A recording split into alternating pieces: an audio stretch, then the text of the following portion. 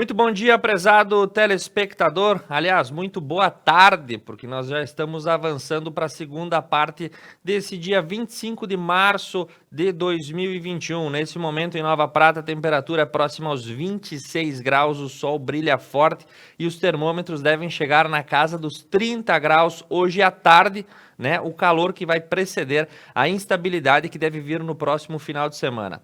E o nosso giro de notícias e informações do Expresso Meio-Dia, ao vivo para você pelo canal 8 da Dilnet TV e também no Facebook, no YouTube, na nossa homepage da Conecta Mais. Iniciamos pela dupla Grenal, porque hoje o Grêmio vai a campo encarar o Juventude na sexta rodada do Campeonato Gaúcho. O jogo é às 21h30 no estádio Montanha dos Vinhedos, em Bento Gonçalves, porque o gramado do Alfredo Jaconi está sendo preparado para receber os times da Série A, já que o Juventude voltou para a elite do futebol nacional. O jogo ocorre hoje à noite e a sexta rodada do Gauchão vai se desenhando, né? O Juventude vem de 2 vitórias consecutivas sobre o Muricy do Alagoas, por conta aí da Copa do Brasil, e também do Ipiranga pelo Gauchão. E agora vai ver encarar o Grêmio, que também vai com o seu time reserva por hora, né, para garantir aí o elenco principal para as próximas disputas da Libertadores, e muitos estão retornando de férias ainda, já que a temporada do Grêmio foi um pouco mais esticada. No lado colorado do estado do Rio Grande, na noite de ontem encarou o Brasil de Pelotas, o Caxias, e acabou vencendo por 2-0. Na opinião do técnico Ramírez, Maurício brilhou com 2 assistências e encantou o novo técnico colorado. O meia entrou no segundo tempo, deu passes para os gols de Edenilson e Thiago Galhardo e ganhou elogios do treinador pelas virtudes que oferece ao time. E Maurício é craque, será um jogador de condições incríveis, de acordo com o técnico do Internacional. Nas notícias da nossa região, hoje de manhã, os destaques ficam por conta da visita que a comitiva da Prefeitura Municipal, formada pelo prefeito Alcione Graziotin, o chefe de gabinete Doad Brena e o secretário de obras Fábio Rigon, estiveram na última sexta-feira, dia 19, no berçário industrial Mário Minosso. As autoridades estiveram a convite dos empresários locais, ouvindo reivindicações como melhora no calçamento, instalação de iluminação pública roçada nas ruas laterais das vias e coleta do lixo. O encontro foi feito aí para também uma conversação com os empreendedores que trabalham na área industrial berçário Mário Minosso, a terceira parte da cidade que desenvolve atividades econômicas. Temos a área industrial principal, que fica no bairro São Cristóvão, uma segunda que fica lá na saída do trevo da BR-470, e a terceira é o berçário Mário Minosso, que já contempla aí diversas empresas trabalhando, gerando emprego, renda e desenvolvimento. Informação para o Hospital São João Batista: boas notícias não param de chegar para o hospital comunitário. De acordo com o vereador Gilmar Perusso, recursos destinados ao hospital foram dirigidos pelo deputado estadual Carlos Búrigo, R$100 mil para a saúde de Nova Prata, que foram repassados de forma integral através de emenda parlamentar. Iniciativas importantes devem ser mencionadas. Outra grande iniciativa que também auxiliou a Casa de Saúde foi promovida pela Associação dos Funcionários do Grupo Vipal. A FUV fez um repasse de mais de R$50 mil para o Hospital São João Batista no dia de ontem, e o valor foi investido na compra de mais de 8 mil metros cúbicos de oxigênio, que garantirão a sustentação aí do hospital por pelo menos 30 dias, de acordo com o dirigente Marcos Santori. Diversas instituições, pessoas estão voltando as suas atenções para as casas de saúde, nesse momento que elas são muito solicitadas. Assim também é em Veranópolis, onde em sessão da Câmara de Vereadores na noite de ontem foi aprovada a indicação para repasses de valores arrecadados com multas a partir da fiscalização dos decretos de distanciamento controlado ao Hospital Comunitário São Peregrino Laziose. A indicação propõe que o Executivo repasse os valores arrecadados com multas aplicadas por conta do descumprimento do decreto municipal ao Hospital Veranense. A proposição foi aprovada com unanimidade. Também na mesma sessão da Câmara de Veranópolis, na noite de ontem, foi aprovada os projetos de apoio ao comércio e aos serviços. Ao total, 4 projetos de lei foram aprovados, todos de maneira unânime. Em linhas gerais, as medidas buscam auxílio ao comércio e aos serviços nos momentos difíceis. Algumas propostas, como prorrogação nos impostos municipais, como o IPTU, a taxa de recolhimento de resíduos, que foi prorrogada, assim como o Alvará e o ISSQN, um programa de auxílio financeiro destinado ao pagamento de aluguéis limitadas a R$100 mil para micro e pequenas empresas, um programa de microcrédito de alçada municipal com o objetivo de auxiliar pessoas que não conseguiram cobrir suas despesas por estarem com os estabelecimentos fechados, e um programa de recuperação fiscal que segue com regras para tributos municipais em atraso. Informação para toda a Serra Gaúcha: a quinta-feira será de sol e calor em toda a região. Conforme informações que nós recebemos da Rádio Solares, as temperaturas ficarão na casa dos 30 graus. Nuvens vão aparecer no final da tarde, mas o sol predomina também em todo o estado. E a previsão do tempo para o final de semana é de instabilidade e chuva em diversos pontos do Rio Grande do Sul. Também na Serra Gaúcha, nós recebemos a informação que a RS 448 será bloqueada nessa quinta e sexta-feira, entre Nova Roma do Sul e Farroupilha. Ela estará bloqueada na altura do quilômetro 39, a partir das 10 horas da manhã de hoje, sendo liberada às 17 horas da tarde de amanhã, dia 26. Conforme o DAER e a Secretaria de Transportes, as atividades se encontram em fase final da obra e a terraplanagem está pronta. Porém, precisa da interrupção do tráfego nesse momento para que fases mais delicadas da obra possam ser concluídas e após o trânsito será liberado novamente. Em Bento Gonçalves vem aí a 143ª festa em honra ao padroeiro do município. Nós falamos do santo casamenteiro Santo Antônio, que é o padroeiro de Bento. O evento ocorrerá de maneira virtual e no lançamento reuniu também profissionais da imprensa e foi apresentada a programação da Semana Santa, com diversas festividades e missas celebradas, todas elas à distância. E o lema da campanha e da festa de Santo Antônio desse ano é: Senhor, com Santo Antônio, eis-me aqui, enviai-me. Santo Antônio muito tradicional, lembra-se que é feriado em Bento no dia de Santo Antônio. E no Santuário de Caravaggio, onde as festividades também ocorrerão de maneira virtual, será feita uma ação para homenagear as vítimas do Covid. Cerca de 10 mil cruzes de madeira vão ser instaladas em frente ao templo. Foi a forma como a Diocese e também a direção do Santuário de Caravaggio achou para prestar uma homenagem, simbolizando as mais de 300 mil vítimas que no último ano tiveram a sua vida ceifada por conta dessa doença complicadíssima chamada Covid-19. Em Caxias do Sul, na área da política, houve polêmica. Vereadoras fizeram um boletim de ocorrência após sofrerem ameaças em comentários de redes sociais. Estela Baladrin, do PT, e Denise Pessoa, também do Partido dos Trabalhadores, realizaram um boletim de ocorrência, segundo a Rádio Caxias, após serem difamadas e ofendidas nas redes sociais. O protocolo foi feito na Delegacia da Mulher de Caxias e diz respeito ao comentário feito por um internauta após uma publicação da rádio. Via nota enviada, os manifestantes aí disseram que têm a expectativa de que possam servir de exemplo e repúdio a esse tipo de discurso de ódio e intolerância. Em Lagoa Vermelha, as informações que nós recebemos é que a cidade passa a integrar o Consórcio Nacional de Vacinas. Conforme a tua rádio Cacique, o Consórcio Nacional busca a aquisição de 20 milhões de doses para adiantar o programa de imunização.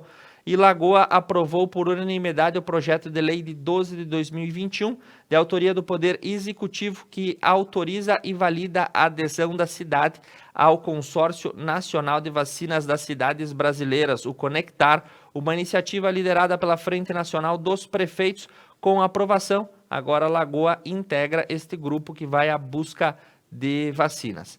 A Patran, em suas fiscalizações, a Patrulha Ambiental flagrou um represamento ilegal da sanga na comunidade de Pisamiglio. Na tarde de ontem, após fiscalizações no interior do município de Lagoa, foi verificado a partir de uma denúncia anônima o barramento de curso d'água com represamento de sanga. Os policiais se deslocaram e foi feito auto de infração e o proprietário foi visto que não tinha autorização ambiental para tal procedimento. Informações importantes para a agricultura. A Secretaria de Estado da Agricultura vai destinar mais de 5 milhões de reais para aquisição de sementes forrageiras.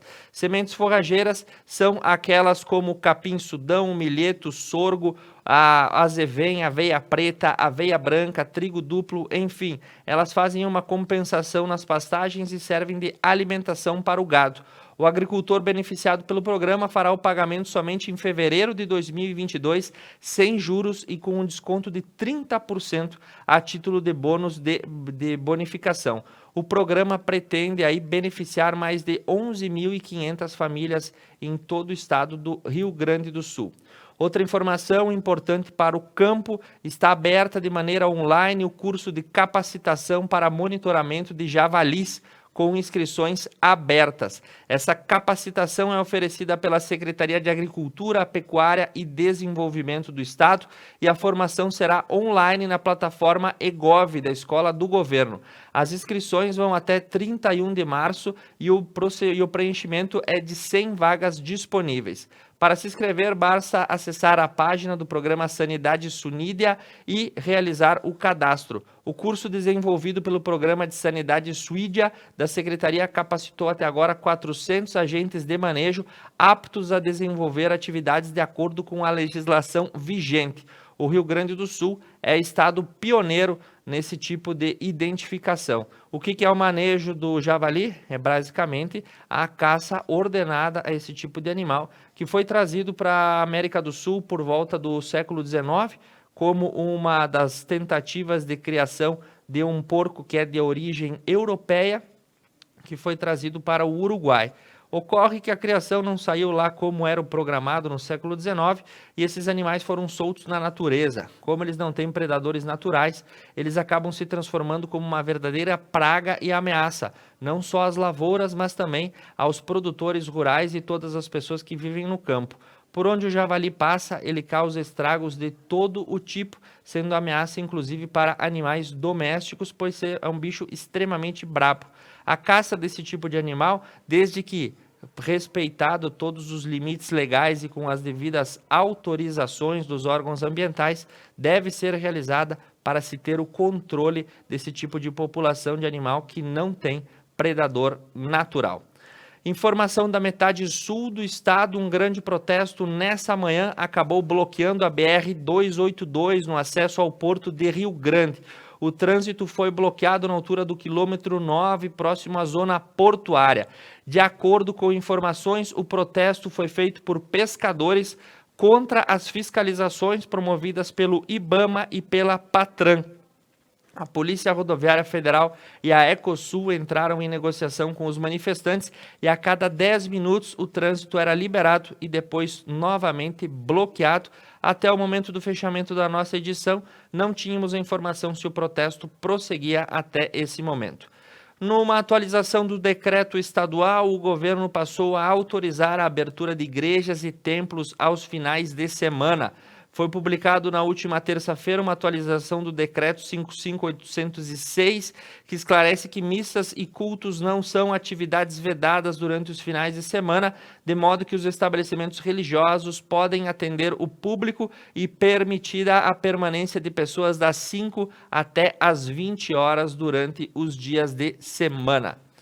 Informação também do governador Eduardo Leite. Em vídeo divulgado nas redes sociais no dia de ontem, o governador demonstrou e defendeu as medidas e ações de apoio destinadas a pequenos empresários durante a pandemia. Abre aspas: o nosso governo trabalha em todas as frentes para enfrentar as consequências da doença e o que envolve não é apenas melhorar a estrutura de saúde, como já fizemos, mas também oferecer apoio para a manutenção dos negócios, fecha aspas.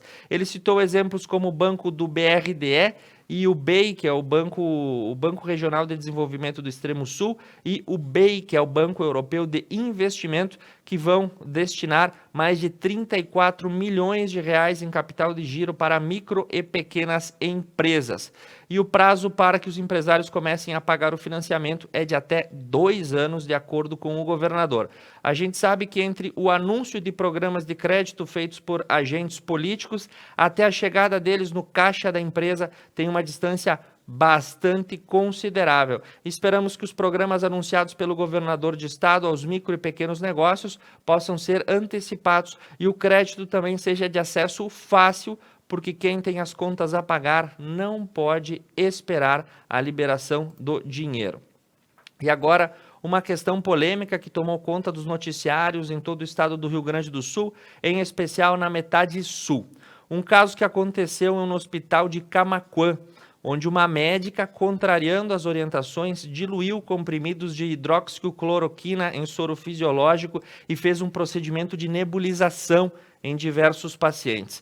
Esse procedimento gerou inúmeros problemas para a instituição de saúde e 3 pacientes nebulizados com hidroxicloroquina acabaram falecendo. Um sobreviveu.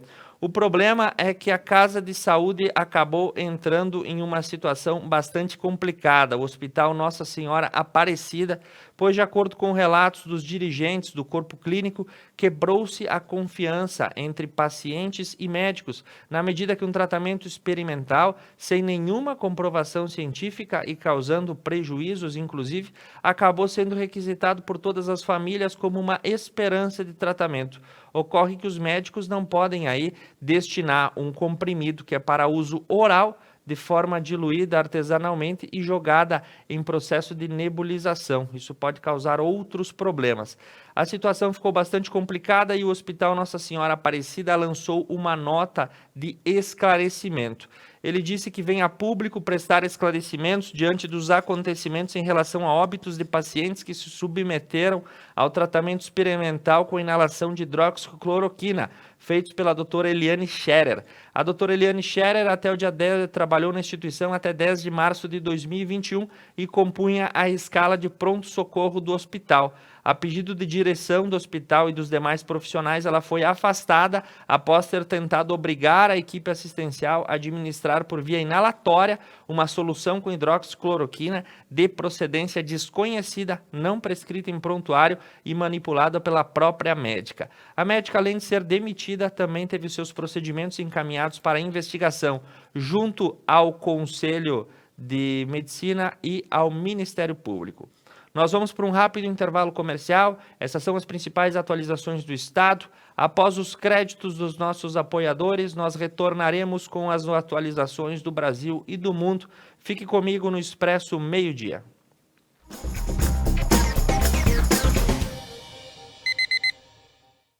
A Pamplona é um comércio de tintas automotivas situada em Nova Prata. Com todo o cuidado e profissionalismo, chegamos à cor e tom desejado em lata ou spray. Você encontra na Pamplona produtos de cuidados gerais para seu carro e também tapetes industriais de diversos modelos. Pamplona Tintas.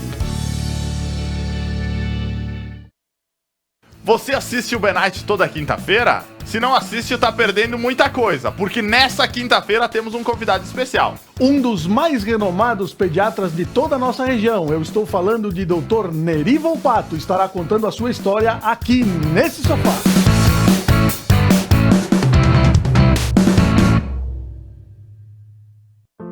Superar este momento, em que o mundo une esforços pelo bem de todos, em que estar distante das pessoas é a maior demonstração de amor, em que o cuidado nunca se fez tão necessário.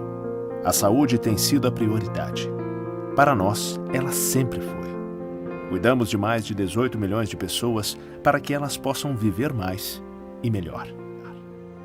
Superar este momento juntos. Esse é o plano. Unimed. Upgrade no seu plano, a sua internet ainda mais rápida. 200 mega por apenas R$ 99,90 ao mês. Ligue 10355, Adilnet Telecom.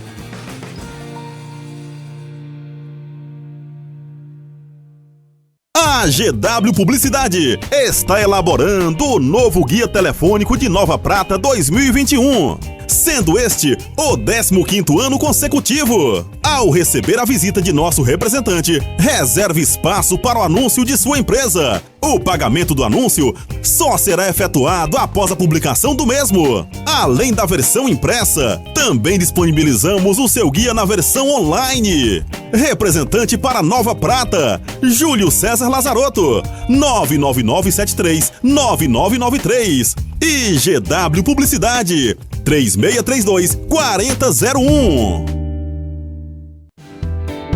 Nesta Páscoa, com cuidado e atenção, os supermercados Porta te convidam para aproveitar os produtos de qualidade e suas promoções.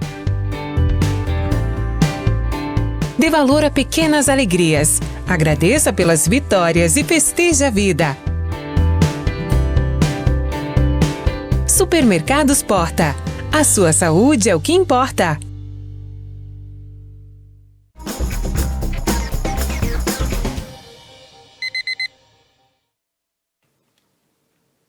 Retornando ao vivo para você com o Expresso Meio-Dia.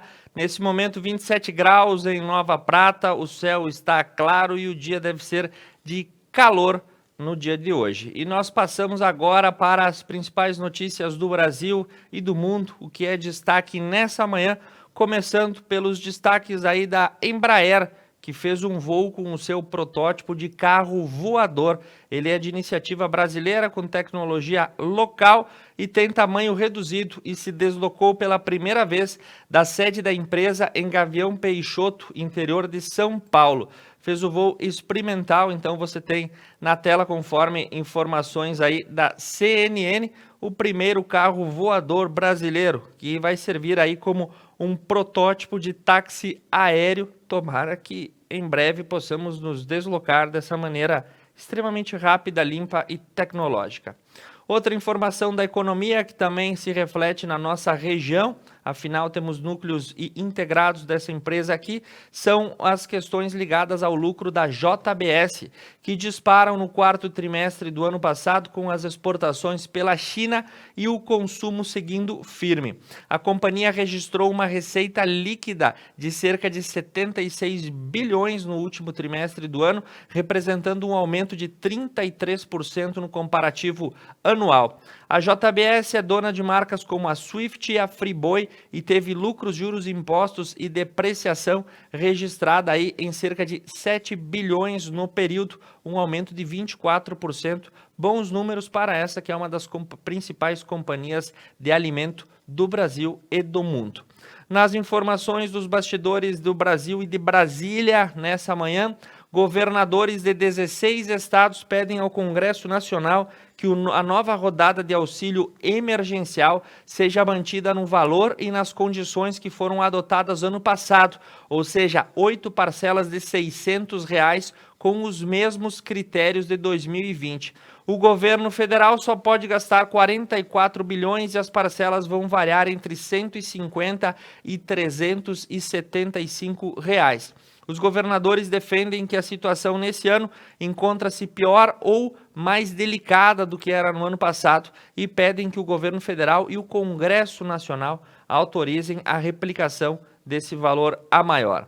Informação de ontem de uma polêmica que surgiu durante uma sessão no Senado Federal. O presidente da Casa, Renan Pacheco, acionou a Polícia Legislativa contra o assessor internacional do presidente Jair Bolsonaro. Felipe G. Martins teria feito um gesto que pode ser associado a supremacistas brancos durante uma audiência do ministro Ernesto Araújo. O presidente do Senado determinou que a Polícia Investigativa abra um inquérito e investigue o assessor. Martins acompanhava o chanceler, o ministro das Relações Internacionais Brasileiras, e foi chamado para falar sobre a atuação da pasta em meio à situação da pandemia. Ernesto Araújo, ministro das Relações Internacionais, é cotado para deixar o cargo, haja vista a insatisfação do Congresso e a repercussão negativa da imagem brasileira fora do Brasil. Segundo informações, o tal assessor teria feito um dito gesto vinculado a movimentos norte-americanos de supremacia racial. Com isso, a polícia do Senado foi acionada para investigar o caso. Também nos bastidores do Congresso Nacional vai ser votado aí na tarde de hoje, iniciam as votações para decidir se o orçamento de 2021 vai liberar a antecipação do 13º salário aos beneficiários do INSS. É muito esperada essa votação, porque caso a medida seja adotada, cerca de 50 bilhões de reais serão injetados na economia já entre maio e junho, quando as parcelas deverão ser antecipadas e o pagamento deverá ser efetivado. Tem direito ao 13º salário os beneficiários do INSS que estão de acordo com os cadastros do órgão, e nós aguardaremos para ver se o Congresso vai decidir por essa antecipação. Agora, o pagamento do abono salarial, esse sim foi adiado, né, e só será pago em 2022. A decisão foi tomada pelo CODEFAT, que também decidiu que a partir de 2022 o abono será sempre pago no primeiro semestre de cada ano. Por recomendação da Controladoria Geral da União, os trabalhadores que deveriam receber o abono salarial em 2020, a partir do segundo semestre, só terão o dinheiro em 2022. Essa deliberação aprovou uma resolução que muda o calendário de programa de pagamento do PIS, o Programa de Integração Social, e também do PASEP, o Programa de Formação do Patrimônio do Servidor Público. Então, estas verbas só serão pagas a partir do ano que vem. Na troca de ministros da Saúde, em um vídeo indiscreto gravado dentro do gabinete do presidente, Eduardo Pazuello estava insatisfeito. Ele disse que a sua troca foi uma ação orquestrada. O general e ex-ministro da Saúde fala em enfrentamentos internos e externos contra a sua gestão e que, por vontade própria, não teria deixado o comando do Ministério da Saúde. Por outro lado, quem está assumindo agora, o cardiologista Marcelo Queiroga, o 4º ministro da Saúde em menos de um ano, disse que descarta a adoção de um lockdown brasileiro. Queiroga diz que a população não adere a esse tipo de movimento, e o novo ministro da Saúde também reconheceu a ineficácia de remédios contra a Covid-19, mas defendeu a autonomia milenar dos médicos, ou seja, medicamentos que até então vinham sendo muito defendidos pelos membros do Palácio do Planalto, agora perdem o apoio diante da questão técnica, e a questão vai para o colo dos médicos, que tem que resolver o que deve ser receitado. Outra meta disposta por Queiroga na mesma entrevista é ousada. Ele quer vacinar 1 milhão de brasileiros por dia. De acordo com a sua coletiva de imprensa realizada na esplanada dos ministérios, o compromisso da pasta a partir de agora é fomentar o estoque de vacinação e que 1 milhão de brasileiros recebam o imunizante a partir dos próximos meses, e que 2021 será sim o ano da vacinação. Queiroga diz que não adere ao lockdown, mas prefere o distanciamento controlado, né, e defende que os médicos possam usar os medicamentos que julgarem necessários para serem destinados a esse tratamento. Outra questão vinculada a vacinas e à saúde, na tarde de hoje, Luciano Hang, dono da rede de lojas Avan, e Carlos Wizard, presidente do grupo Wizard, vão visitar Paulo Guedes. O objetivo da visita é reiterar ao ministro da Economia o interesse de um grupo de empresários em adquirir doses da vacina, mas modificar o trecho da lei que destina o mesmo número de vacinas compradas para o Sistema Único de Saúde. Os empresários lançaram um abaixo-assinado para pressionar a mudança da lei e dizem ter disponibilidade de adquirir 1 milhão de doses que podem chegar no Brasil em 30 dias. Mas para isso, querem destinar as doses apenas para os funcionários das empresas e não fazer o repasse ao Sistema Único de Saúde. O assunto segue em discussão. Por falar em empresários e em vacinas, de acordo com o portal Piauí, empresários em Minas Gerais tomam vacinas às escondidas. Um grupo do setor de transportes importou um imunizante da Pfizer e, violando a lei, não fez a doação ao SUS e vacinou familiares a R$ 600 pelas 2 doses. Conforme informação, um grupo de políticos e empresários mineiros ligados ao setor de transportes e familiares tomou na última terça-feira a primeira das 2 doses da vacina da Pfizer, em Belo Horizonte. Eles compraram o imunizante por iniciativa própria, não fazendo repasse ao SUS, como prevê a lei. A segunda dose está prevista para ser aplicada em 50 pessoas daqui 30 dias. As 2 doses custaram R$ 600 por pessoa. Entre aí um dos agraciados está o ex-senador Clécio de Andrade e ex-presidente da Confederação Nacional dos Transportes.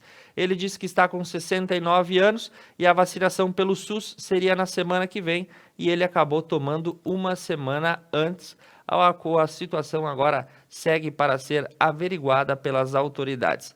Falando também em vacinas e questão policial, na manhã de hoje, uma operação da Polícia Federal investiga a oferta falsa de 200 milhões de doses de vacinas ao Ministério da Saúde. Os suspeitos apresentaram credenciais falsificadas e alegaram exclusividade para a comercialização do lote, segundo a investigação. A operação cumpriu 7 mandados de busca e apreensão em Minas Gerais e também no Espírito Santo. Outra informação boa, a Janssen, o braço farmacêutico da companhia americana Johnson & Johnson, que desenvolveu uma vacina em dose única, pediu autorização para uso emergencial à Agência Nacional de Vigilância Sanitária, a Anvisa. Em nota, a agência informou que iniciou a triagem dos documentos pertinentes ao pedido e que vai analisar. Caso seja aprovado, a Janssen será mais uma marca disponível para fornecer imunizantes. Outra boa notícia que surge na manhã de hoje é que o Instituto Butantan, que já fabrica a Coronavac, desenvolveu um produto protótipo. É um soro contra a Covid-19 que poderá ser usado em seres humanos. O Instituto terá o soro desenvolvido a partir do plasma de cavalos, como, por exemplo, é feito com o soro antiofídico, com o objetivo de minimizar os efeitos das infecções. Imunobiológico, ele será aplicado em pacientes com infecções recentes ou com sintomas graves, sendo mais um medicamento para trazer esperança no tratamento dessa doença de tecnologia nacional fabricada aqui no Brasil. Nos aeroportos, pedimos a atenção de quem se deslocar por esse meio de transporte. A partir de hoje, novos protocolos passam a ser adotados. O padrão das máscaras a serem utilizados, que são as máscaras normais, sendo vedadas as bandanas, os lenços e os protetores faciais, face shield, sem o uso da máscara de pano por baixo, não serão permitidos. O único momento que poderá se tirar a máscara nos aeroportos é durante o processo de hidratação, ou seja, de tomar água. E outra informação que vem aí agora falando dos bastidores das diversas operações do universo Lava Jato, o juiz Marcelo Bretas, que atua na Vara Federal do Rio de Janeiro, se declarou suspeito para julgar ações de desvios no governo Wilson Witzel. O magistrado alegou ter uma relação pessoal com uma das partes sem citar nomes e repassou os processos para Caroline Vieira, que passa a ser a juíza da Operação Placebo na Justiça Federal do Rio de Janeiro. Conforme o portal Metsul, um estudo está sendo realizado e sugere que em poucos anos nós teremos apenas 2 meses de inverno e 6 meses de verão durante o ano. Teremos o aquecimento do planeta e a estação mais quente vai se estender. O cenário foi projetado para o futuro e altera todo o equilíbrio natural do planeta, caso as alterações climáticas não sejam aí interrompidas através de novas prioridades. Lá no Extremo Oriente, a China oficializou o lançamento da sua moeda digital própria para ser vinculada em processos de compra e venda no comércio eletrônico. A moeda digital, o Yuan digital, vai poder ser usado em diferentes países e tem um sistema muito parecido com as criptomoedas, só que o diferencial é que agora ela é lançada por um governo. E na última informação que nós temos, ela não está abrindo, mas eu tenho ela disponível comigo aqui no desktop que eu guardo na minha cabeça, é que o navio encalhado no dia de ontem, abriu aí, o navio encalhado no dia de ontem no canal de Suez, entre o Mar Vermelho e também o Mar Mediterrâneo, um dos principais pontos de conexão entre Europa e Ásia pode levar semanas para ser movido, o que deve causar diversos prejuízos à economia e ao tráfego de mercadorias. Sendo essas as notícias e atualizações que nós temos para a manhã de hoje, eu agradeço a sua audiência e retorno amanhã, sexta-feira, para o último Expresso Meio-Dia da semana. Uma boa tarde a todos vocês. Veranópolis é o 17º município do país a aderir ao programa Cidade Resiliente. Hoje estamos aqui na cidade para entender um pouco mais sobre este projeto e quem será beneficiado por ele.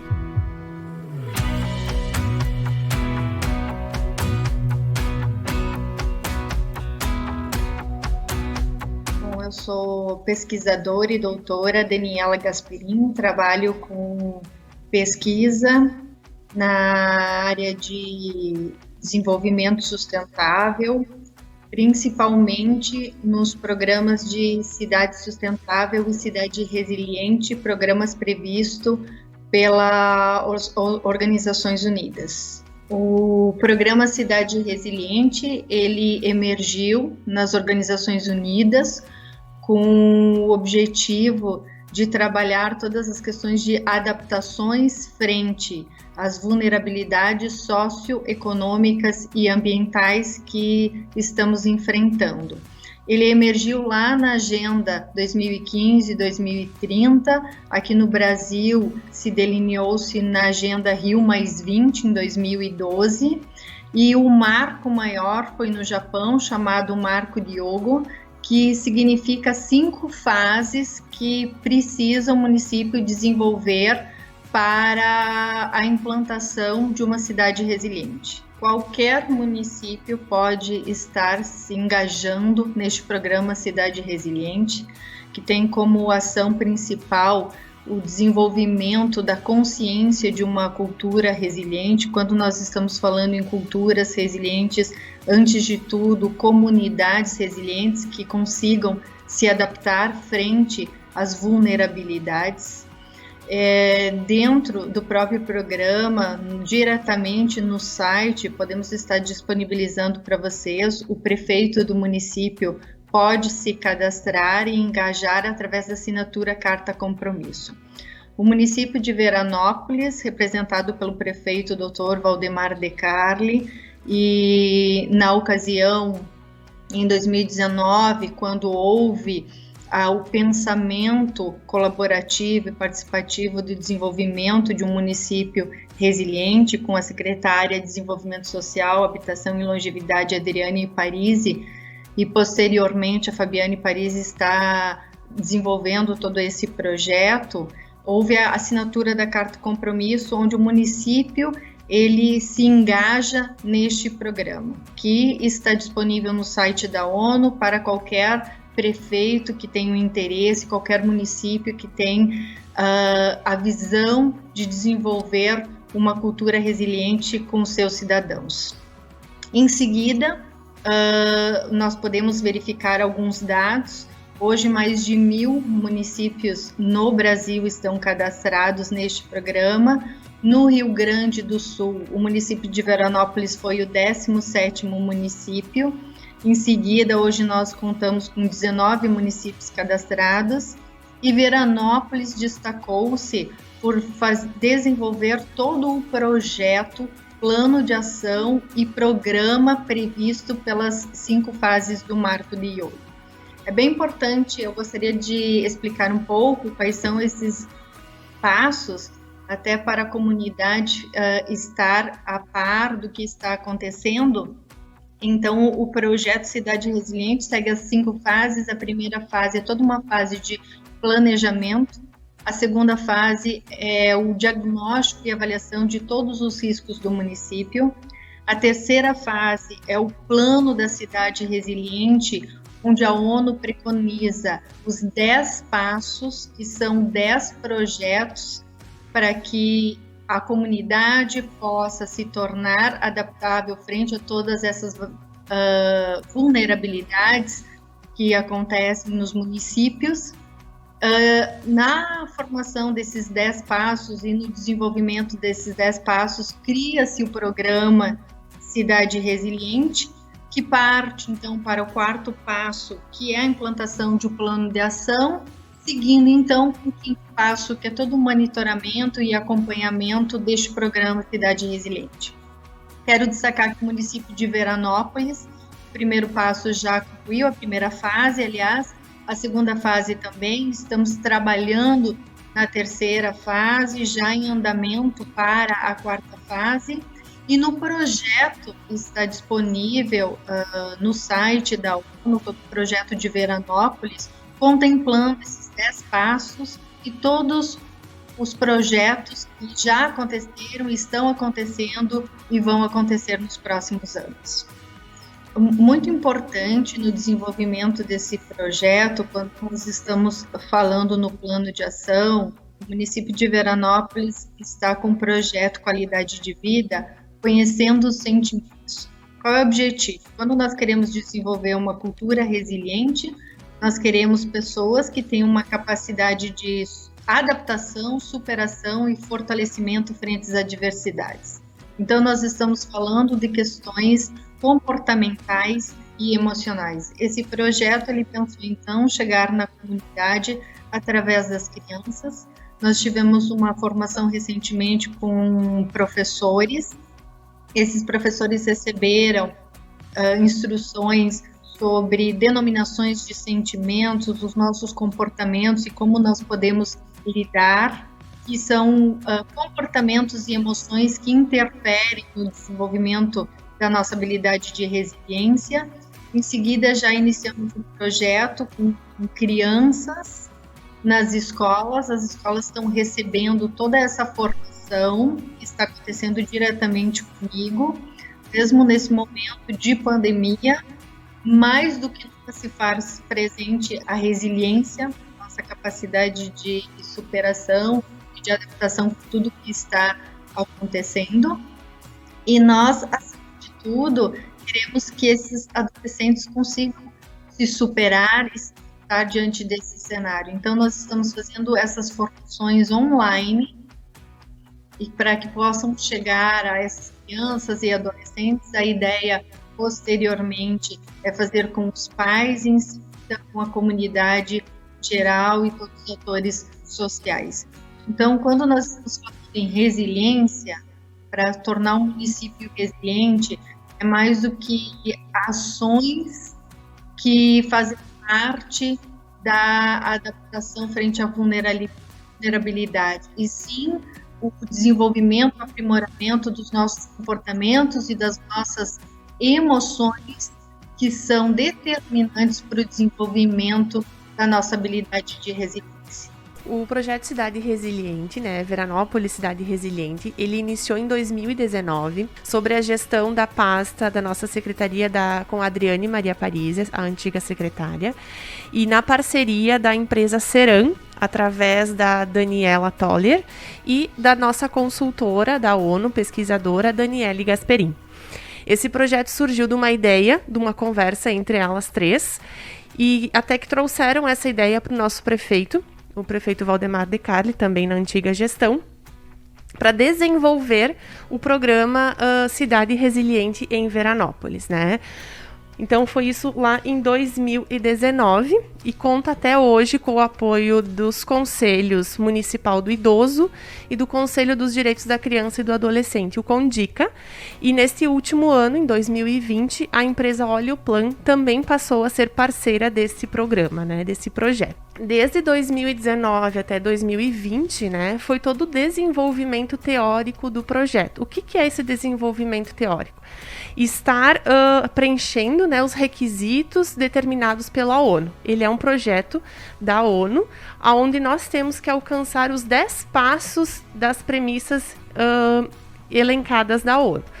Então, desde 2020, a gente vem trabalhando nesta parte mais teórica, que foi, então, a elaboração do projeto como um todo, que daí é esse livro, que em junho do ano passado nós apresentamos então a toda a comunidade o programa Cidade Resiliente do município. Aqui estão todas as ações que serão desenvolvidas ao longo dos próximos anos. Dentro desses 10 passos que a ONU prevê dentro do programa, dentro do projeto, ele tem uma magnitude bem ampla, né? Ele trabalha desde as questões emocionais das pessoas, da comunidade, de como elas vão enfrentar alguma situação de dificuldade, alguma situação de calamidade, né? E desde também a prevenção a catástrofes, a incidentes, né? A grandes incidentes no município. Por exemplo, enxurradas, né? Vendavais.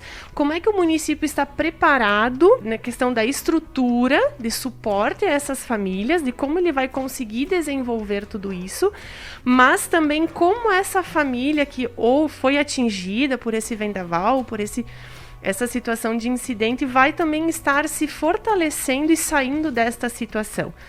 Uma das coisas que a gente vem falando nos último ano, né, nos últimos meses, é muito nessa questão de como as famílias estão se reorganizando, estão se sentindo diante da situação de uma pandemia, que vem totalmente ao encontro do como ser resiliente.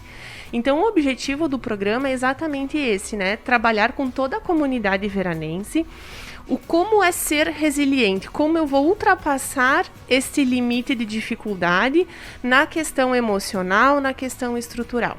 Então, assim, o Veranópolis, em março de 2020, com o programa já elaborado, né, toda a parte teórica e descrita, nós cadastramos dentro do site da ONU, tá, da organização. Então, ele passou a ser o 17º município cadastrado, tá? O que isso tem de relevância? O pioneirismo, né, dentro do estado, o destaque mais uma vez para a nossa cidade, né, além de ser a cidade amiga de todas as idades, cidade amiga do idoso, hoje nós estamos também sendo o pioneirismo nessa questão de promover essa mudança de cultura, esse novo pensamento em relação ao cidade resiliente, né? E o mais importante de tudo isso é que todo o planejamento da execução do programa, nosso plano de ação, é atingir a todas as idades, a toda a comunidade. Por exemplo, neste mês nós iniciamos a oficina com os alunos das escolas municipais. Era para ser um momento em sala de aula presencial, mas devido à situação da pandemia, nós fizemos de forma online.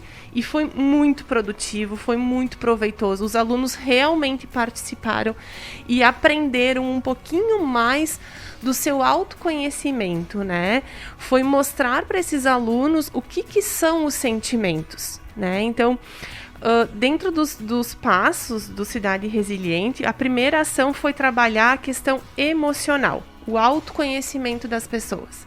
Então, nós desenvolvemos, na verdade, esse primeiro folder ilustrativo, né, a qual ele trabalha a qualidade de vida conhecendo os sentimentos. Nós elencamos os principais sentimentos, né, a ansiedade, a angústia, a agressividade, a desmotivação, a frustração, a mágoa, a raiva, a baixa autoestima e ressentimento, a insegurança, o medo e a solidão. E através desses sentimentos, nós trabalhamos o que fazer com esses sentimentos e como conquistar ultrapassar o limite desse sentimento. Então, isso nós agora nesse primeiro trimestre nós vamos trabalhar com os alunos, trabalhamos com os professores, vamos trabalhar com os alunos das escolas municipais, e a programação ao longo do ano é nós trabalharmos com os pais, com os idosos e com as entidades socioassistenciais da cidade, do município. Então, a intenção é abranger o máximo de pessoas nesse sentido, né? Nessa educação do autoconhecimento.